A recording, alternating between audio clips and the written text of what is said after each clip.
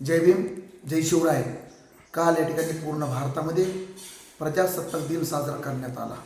या प्रजासत्ताक दिनाच्या निमित्त या ठिकाणी गिरीश महाजन हे नाशिक जिल्ह्याचे पालकमंत्री, भारतीय जनता पार्टीचे नेते, त्या जिल्ह्याचे पालकमंत्री यांनी ध्वजारोहण करत असताना भारतरत्न डॉक्टर बाबासाहेब आंबेडकर यांचा नामोल्लेख न करता भाषण केलं। खरं तर या ठिकाणी हा पूर्ण देशाचा अपमान आहे, भारतीय संविधानाचा अपमान आहे।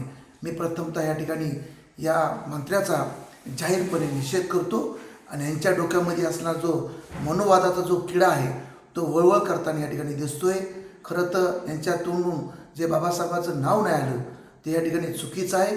काल परवा दिवशीच ह्या ठिकाणी कोश्यारीला ह्या ठिकाणी राज्यपाल होते महाराष्ट्राचे, त्यांना बी त्या ठिकाणी छत्रपती शिवाजी महाराज, महात्मा ज्योतिबा फुले यांना या ठिकाणी त्यांनी बदनाम केलं, नावं ठेवले, त्यांचा अपमान केला।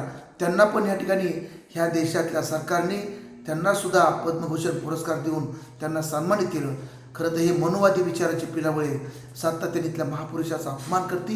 मी पुन्हा एकदा अशा महापुरुषाचा अपमान करणाऱ्या मंत्र्याला, त्याचबरोबर पुढाऱ्याला ह्या ठिकाणी जनतेने ठेचून काढलं पाहिजे, ह्यांना पायउतार केलं पाहिजे।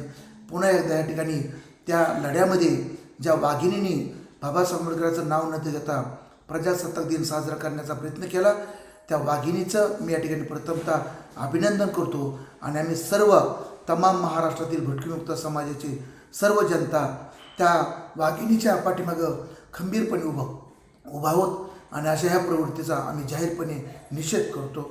धन्यवाद।